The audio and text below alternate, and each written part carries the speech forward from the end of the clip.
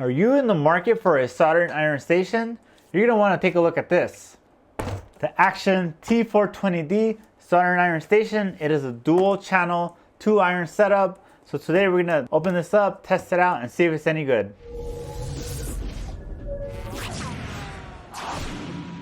So this is a premium product. The whole setup here is about $430 from China. So let's take a look at some of the specs here on the back, see if they make any sense. It says separable or combined. I think it's talking about the stands, intelligent, identify handle, intelligent temperature control, temperature self-memory, dual work at the same time, real-time standby, personalized, online remote upgrade. So one of the nice things about this setup is that it supports all 3 irons from Aixun. So the T245, T210, and T115. You might recognize this one. This is what I've been using since my last Aixun soldering iron setup, the T3B.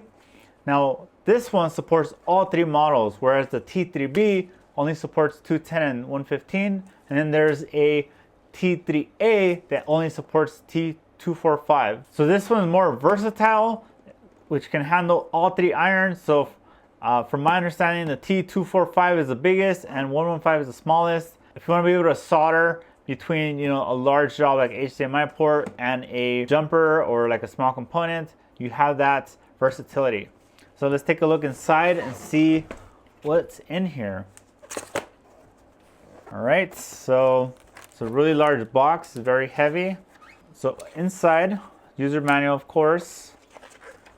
It's Chinese. Let's hope it's not all in Chinese, and it looks like it is. So let's hope it is intuitive to use because I don't know Chinese. Here's the certificate to prove it's real and not a counterfeit. So how ironic. Okay, so power cable. Looks like a grounding cable possibly. All right, that's further down inside. All right, so in here we have the T245 handle. So this is the iron part that you hold. And then in here we have T210 handle. These look like the little handles that will hold up your iron. The Aixun T3B did not have this. The iron just sits directly into the slot. So this is actually pretty nice. If you ever seen a JBC setup, those are the ones that have the little metal sticks holding up the iron. So I'm kind of excited to be able to use these. So we'll see how that is used later. And here we have the soldering iron tips. So this one is the 245 handle tips. So it looks like we have a conical, a knife tip, and a J tip, like an angled tip. But yeah, we have 3 of those, and then we have 3 of these, which of course these are the C210. So conical, knife tip, and J tip. They're just cardboard. All right, I think we gotta take off this top foam first. It's very nicely packed, so if you're buying it from China, it's gonna arrive to you safely. Lots of foam in here. All right, here we go. So here's the stand. Just like the last one, it's the exact same one. I don't see any difference. Although let's see if this is improved. This was loose on my other video, but one of the tricks I did is I stuffed a penny here on the side. I might have done 2.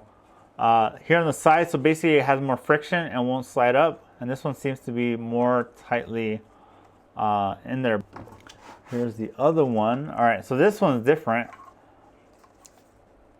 It says T240D. Okay, so these are both labeled as T240D stands, but this one has a sponge, which I'm not a fan of. This is not the ideal way. So I do wish they both had the brass wire like this one. That way you can stab your iron in there and clean it off. But everything else seems to be the same. And here's the main units.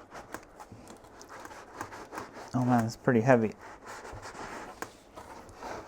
All right. Oh man, this is a good, like 10 pounds maybe. All right, so here's the main unit. Super heavy. which I guess could be a good thing if you want to not have it slide around. All right, so here's the back. So this is where you plug in the stands, power on and off switch. It looks like these are grooves where you could lock in the stands as well. So if you want to have the main unit and the stands next to each other. There's nothing on the top. Here's the display. Nothing on the bottom, just some rubber feet. All right, so let's see how to install this to the main units.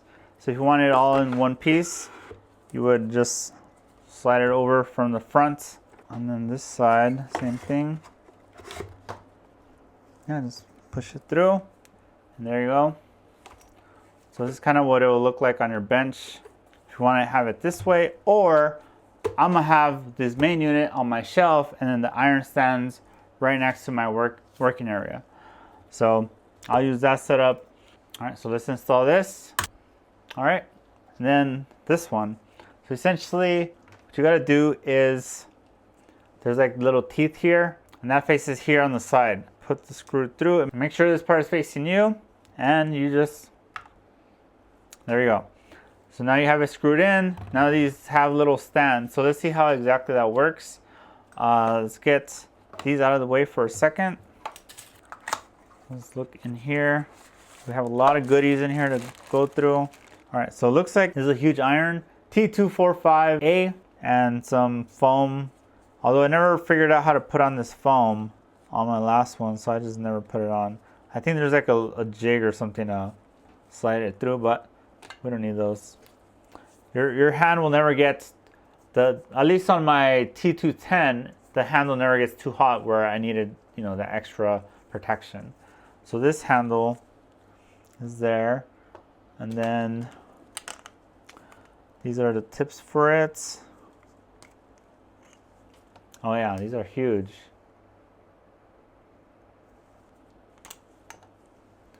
So the knife tip, this one would probably be real nice for like HDMI ports, especially like the anchors. The iron is so large. Here's the conical. I know some people are using this T245 as their main micro soldering iron, and I don't know if they know about the smaller irons, but I mean these tips are real tiny too. Let's get the next handle out, which is basically what the one I'm already using now, so this is not going to be anything new. All right, same useless foam. And so here's the tips. So this is the J tip. It's a funny story. On my last action, the J tip was not working at all. Like it was very oxidized, it seemed, and it wouldn't pick up any solder. So basically it was useless. All right, here's the knife tip, which is what I use. I would say a good 80%, and then the other 20% I use the conical tip. The other J tip basically didn't work. So I bought a JBC one, which was very expensive. It was like $40, $50. And then I broke it within a few days. So, yeah, I basically just use knife tip or conical. And the conical one that I'm using now is also JBC. And it got bent a little bit just from, I don't know how I bent it. But it works kind of like a J tip now too, so that's nice. But yeah, this is just like the old setup I have now. So that's going to be nothing new. I would expect the performance to be the same as well. So let's go ahead and kind of assemble all this so you can see what it will all look here at the end. All right, so let me show you how everything goes connected. So first you put the tip in the iron. The iron goes to the back of the stand. And then from the stand, that cable goes to one of the ports on the back of the soldering iron station, the main unit. And same for this one. Now, the thing to take into consideration is all these cables. So they do come with these Velcro straps. So if you do have a mess of cables like I do right now, which I hate having this kind of situation, use the straps to kind of organize and tie things up. Just keep in mind, your iron, you do want to have some slack on the cable, because depending on where you have the stand, you need some, some slack so that it doesn't get in your way. Now, one weird part is I don't really understand the purpose of this stick. In theory, it's supposed to hold the cable kind of up and out of the way, but from what I can tell, it's I don't know. I guess I gotta set it up here on my bench how I were to use it in real life and kind of figure out, see if it's actually useful. Another thing is this little stand here at the top. So based on the pictures I'm seeing online, you can also place the iron there, but even if you put it there, it's very unstable. Like it can fall out and burn you. So this is a sensor, so when you put this down, the iron goes to sleep. But even then, it looks very unstable. Like this thing is like flopping around. So I don't know if it's, you need a specific size or what, but I don't know, it's kind of weird. So I'd rather just use this. This is more stable. Like this is not gonna go anywhere. Now this is adjustable. You could adjust the, you know, the heights or the angle, and then just tighten it. So if you want to maybe have a little more slack, maybe that works. I don't know. I don't understand that second layer. So I have that set up here on both just to see how it works, but I don't know, we'll see. Both of them have the knife tips. You can see the bottom one is much larger because it is the 245 handle. So they're much larger for, you know, jobs that require way more heat. All right, so this is the main unit. So I'm going to turn it on.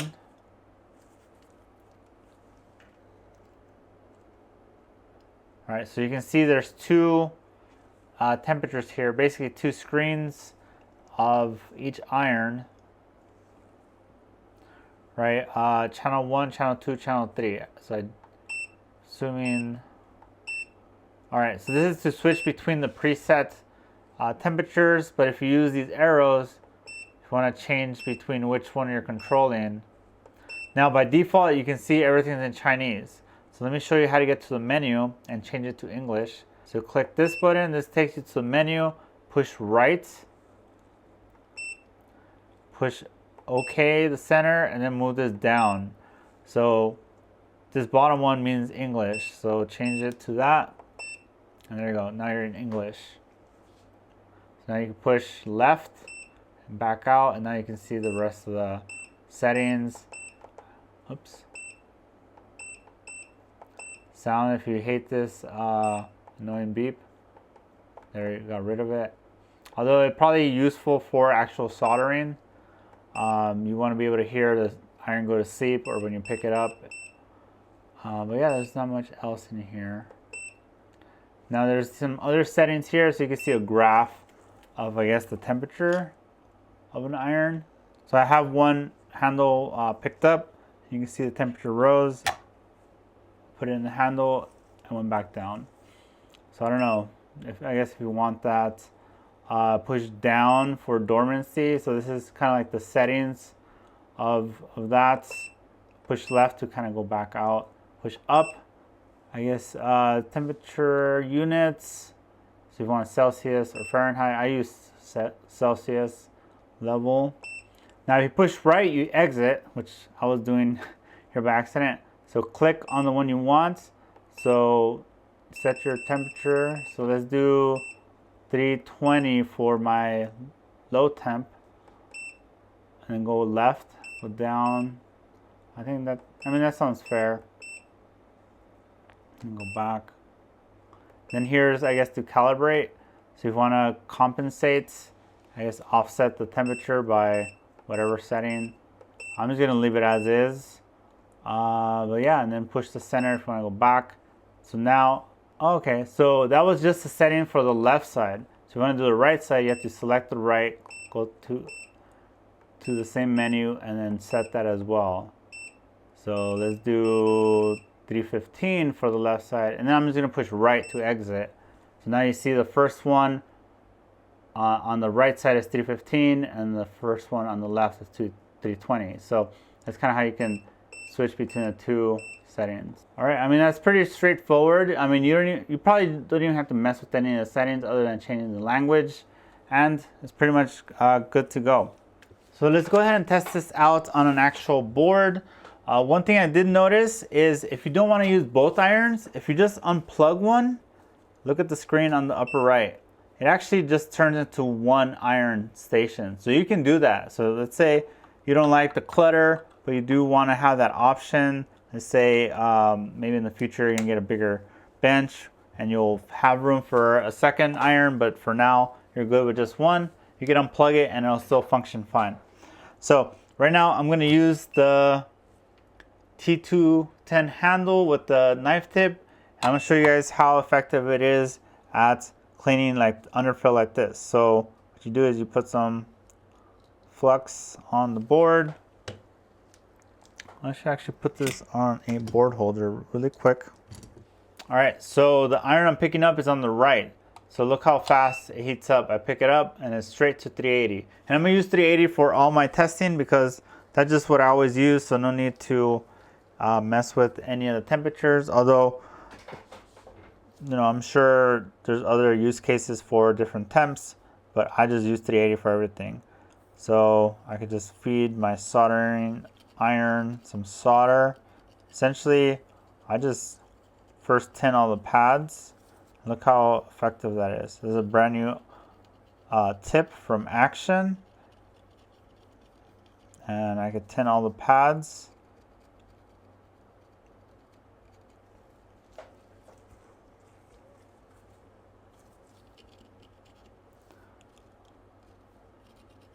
Now there is underfill here as well, so it should.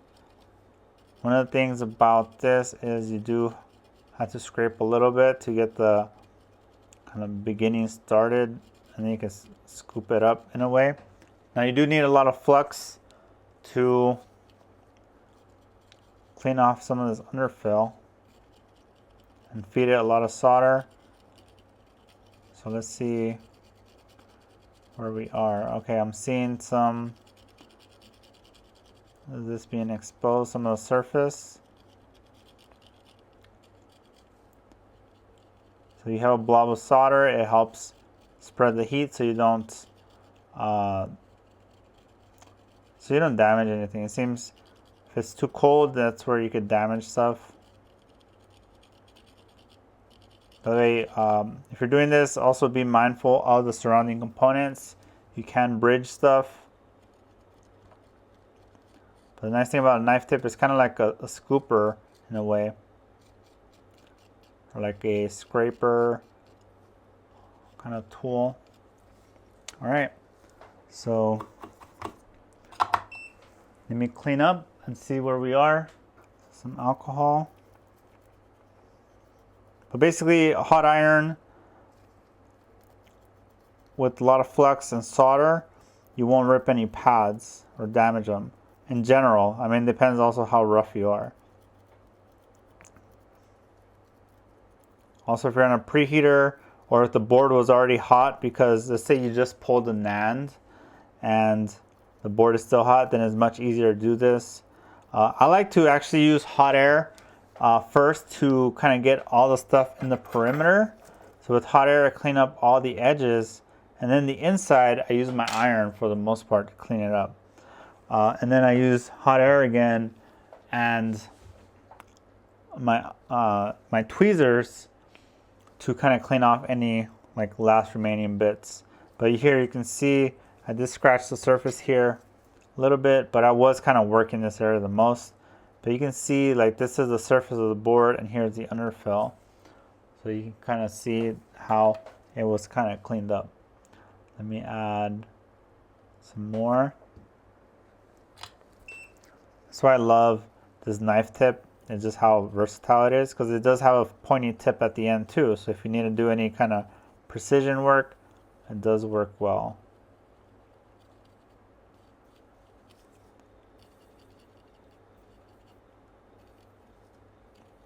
And once you clear underfill from a certain area, you do want to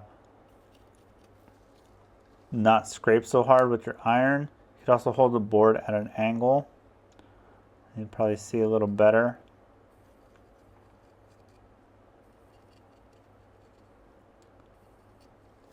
All right, let me show you guys how it works with some wick. You know, when you're wicking, it's very risky when you wick, because if the iron is not strong enough, basically the wick will get stuck to the pads and not just absorb the solder. So knife tip is always the best for this, because it very wide kind of heat spread. Look at that, it picks up this solder like nothing. So it's definitely a good soldering iron.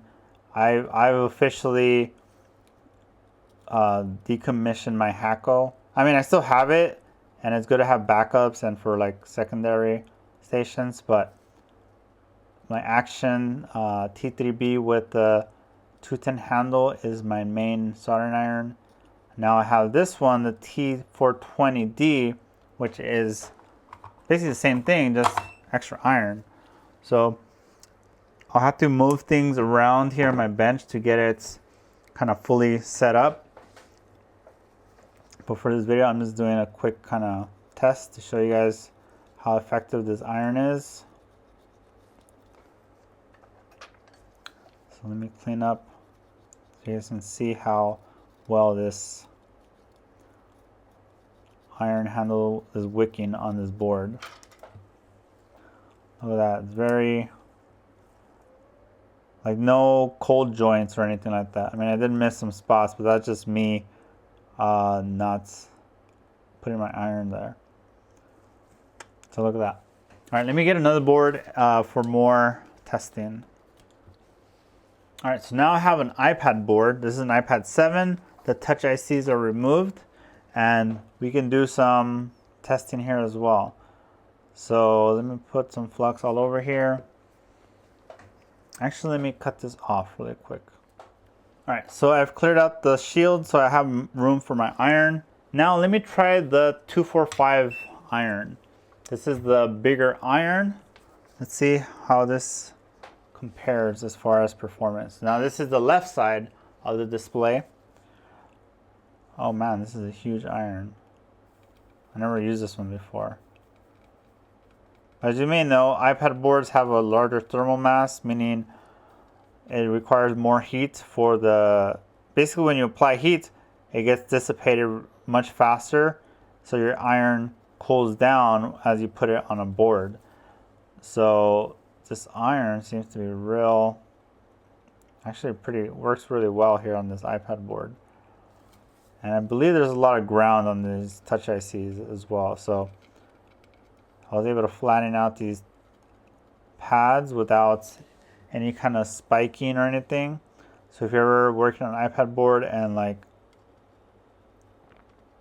the solder blobs on the iron are kind of weird shaped, it's probably because your iron is not spreading the heat and melting the solder so it flows. Also, it could just be lack of flux. All right, I can take this, these fumes.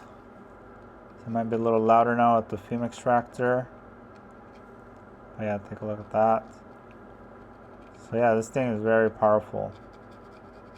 You can watch on the bottom of the display, although it might be hard to see, there's a power indicator, like a blue bar.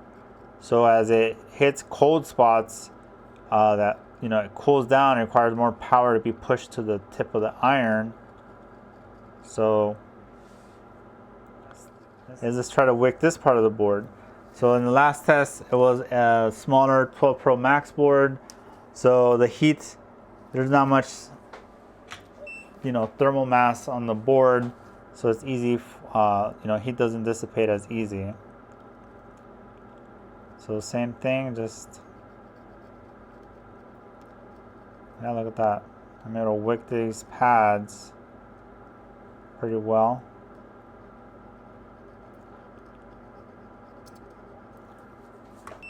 Okay, so this is a 2mm width of the wick, and let's see.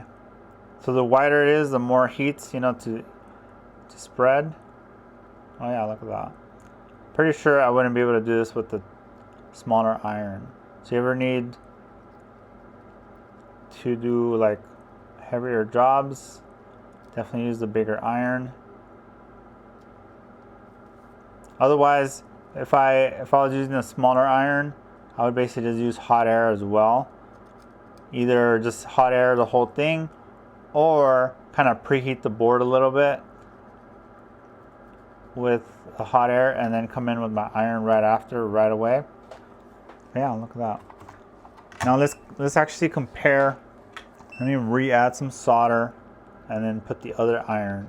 See if I can wick that with the smaller iron, the 210 handle. I should probably clean the board first. Yeah, let me clean the board.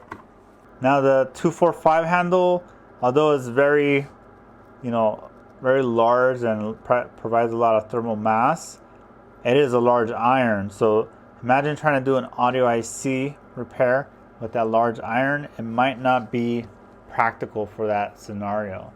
So always, there's a trade-off on, size versus power. The smaller irons are nice because they get in tiny spaces, but they can't output as much heat just by, physics. The smaller, the less there is. So, that's why having a dual iron setup is kind of nice, because you can switch between the two different scenarios, instantly. You don't have to either unplug your iron and swap it out.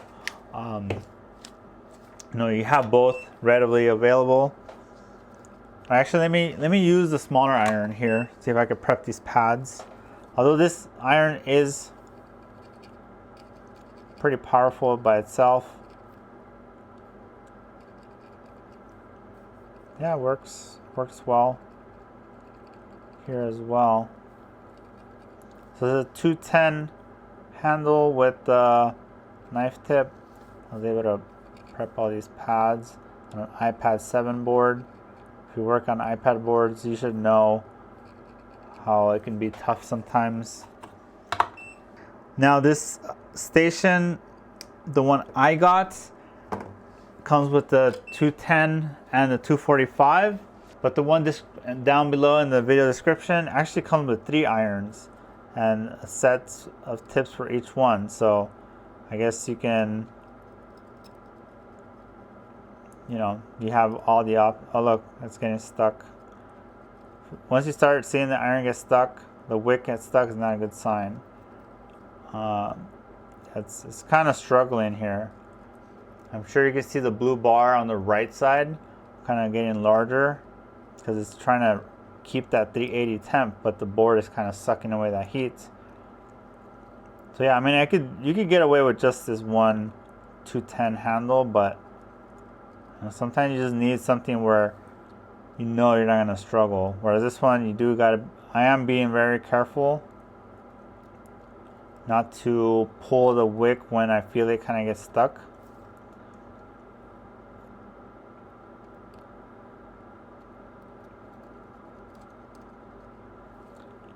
All right, well, it was good. Not as good as the other iron, but that's like I was saying, you gotta, having the right tools for the specific scenario you're working on is key. And if you have the room on your bench to have both irons at the same time, then this is a killer setup.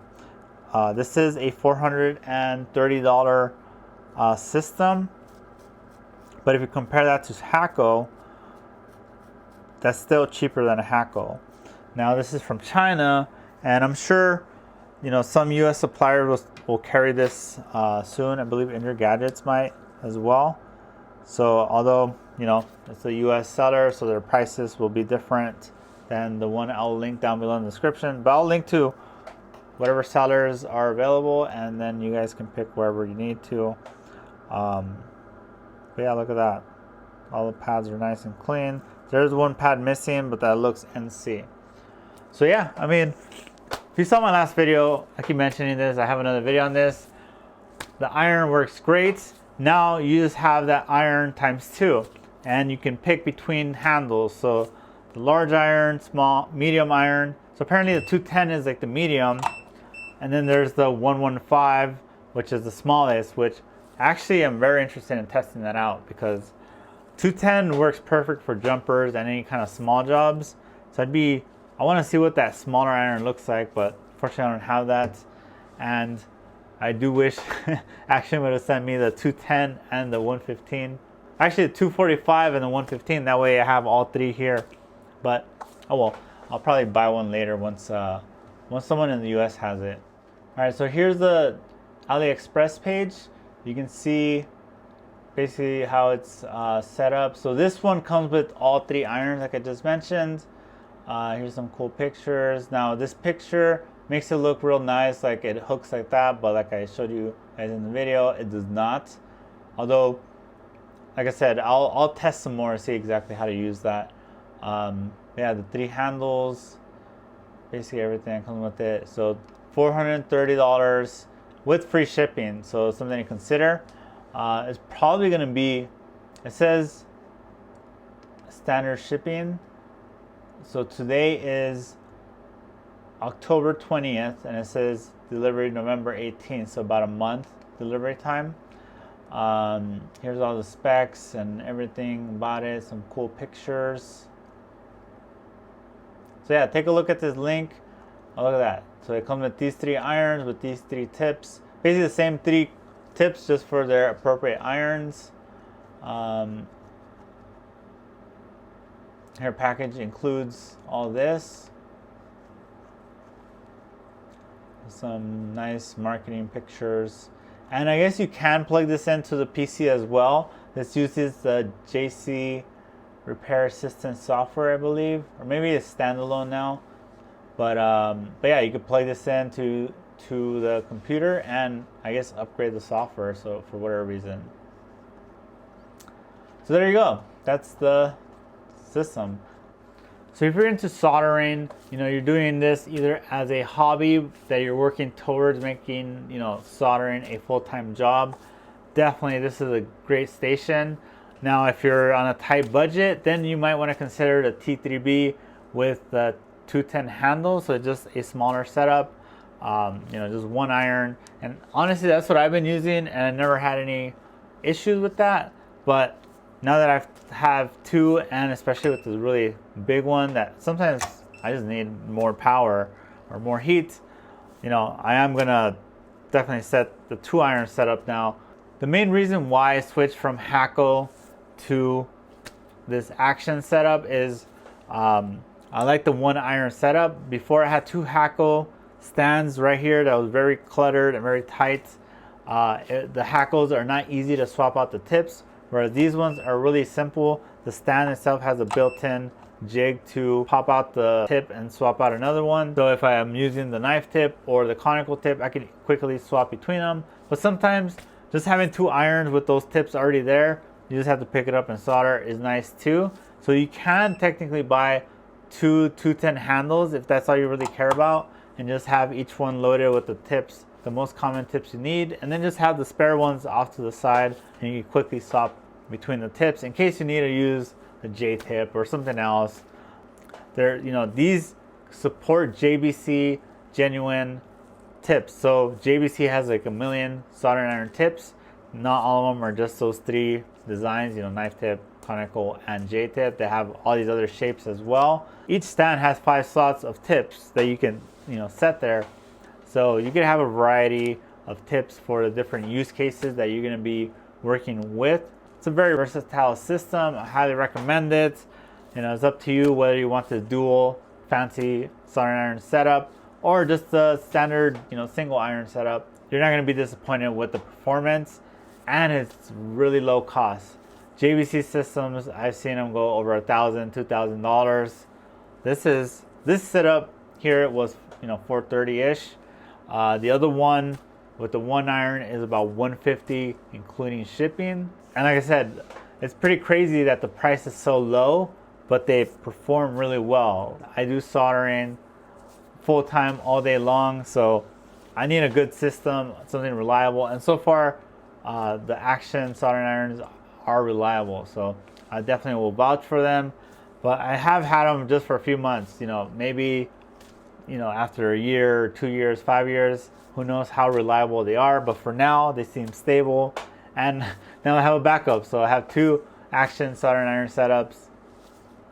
So if anything ever happens, I could easily swap them out. Even if the T3B, the $150 iron station, fails after 1 year, I can still buy like 3 or 4 of them before I reach the hackle price. And I still have my hackles too, so I have those as backup. But you know, just for comparison, you know, some people say that, you know, you can't have, you know, quality and cheap, and I think Aixun actually proved you can. So the Aixun is definitely a quality iron station so far. Within, you know, these few months that I've been testing it, the performance is great and the price is great. But it's up to you if you want to choose to try these out. So far I haven't heard anyone give any real negative feedback on these as well, so you can check out the comments down below on this video. So make sure you guys watch this video here about the T3B soldering iron station. Make sure you guys subscribe to the channel, like this video if you found this review helpful. Check out the links down below for my t-shirt as well. This one says solder o'clock, so if you do soldering 24/7 like I do, it's always solder o'clock here at BCC Board Repairs. So thanks to everyone for watching. I'll see you guys on the next one.